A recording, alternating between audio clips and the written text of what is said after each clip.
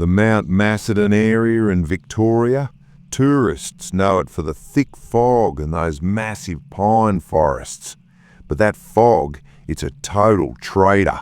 I found that out the hard way through an experience that chilled me to the bone. Name's Daniel.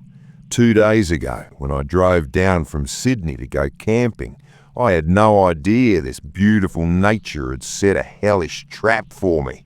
By 4 p.m, the whole place was swallowed by white smoke. The temp plummeted to 8 degrees. I was looking for my campsite, but the fog was so thick I couldn't even see my own fingers. GPS was dead, phone signal gone. Inside the bush, the eucalyptus and pine leaves were rustling in the wind, sounding like thousands of people whispering all at once. Suddenly, through the blanket of fog, I saw the silhouette of a little girl a few meters away. She was wearing a white frock, a blue ribbon in her hair, just standing there, staring at me, gesturing for me to follow. I thought maybe she's from a local family. "Hello, I'm lost, can you help me?" I yelled out. She didn't say a word, just used this weird mechanical motion to point toward a narrow path deep in the woods. I followed her desperately. She seemed to just float through the mist. After 10 minutes of walking, I saw an old 2-story wooden house behind the scrub, a proper old-school Victorian-style cottage. The girl stopped at the door, then slipped inside silently. Outside, the wind was freezing. I had no choice. I knocked. The door creaked open with the slightest touch. Pitch black inside, and this heavy, burnt smell hit my nose. I sat on the lounge sofa, and exhaustion just closed my eyes. If you're still with me, hit that subscribe button. The mystery only gets darker from here. In the morning, when the harsh sun hit my eyes through the gaps in the window, I woke up. And what I saw, it made my heart jump into my throat.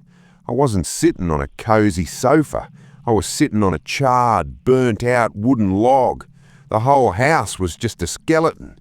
The walls were pitch black from the fire. The roof was gone. I could see the sky. That burnt smell from last night. It was the 20-year-old stench of this ruin. I jumped up in terror. "Is anyone here? Where's that girl?" Suddenly, in the corner, I saw her, the girl in the white frock, but she wasn't moving. I got closer and realized she wasn't flesh and blood. She was a small stone statue, painted white. Under the statue, in the dust, was an old newspaper clipping. My hands were shaking as I picked it up.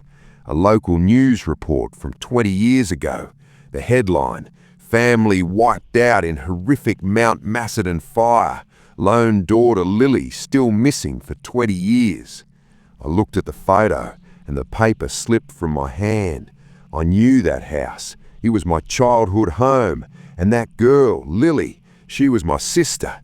20 years ago, when the house went up in flames, I managed to jump out the window and survive. But Lily, she was trapped inside.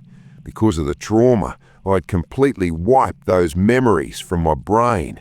I realized then the fog didn't lead me to a random house. My suppressed memories and guilt had dragged me back to my own wreckage. I looked into the statue's eyes, and fresh water was dripping down its stone face. Suddenly, that nursery rhyme from last night played in my ears again. This time the voice was clear. It was Lily. She said, "Danny, you didn't save me that night, and now I'm never letting you leave." I bolted for the door, but there was no door, just solid walls. All around me, the heat and smoke from 20 years ago started to swallow me up again. I realized then I never actually left that room. I've been trapped in this fire with Lily for 20 years.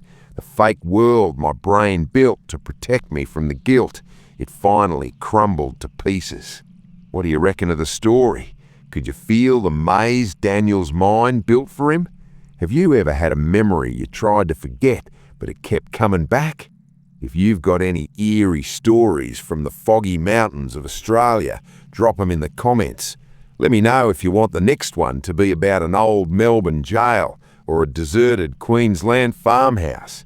Cheers for watching, give it a share, and stay tuned for the next mystery. Subscribe now.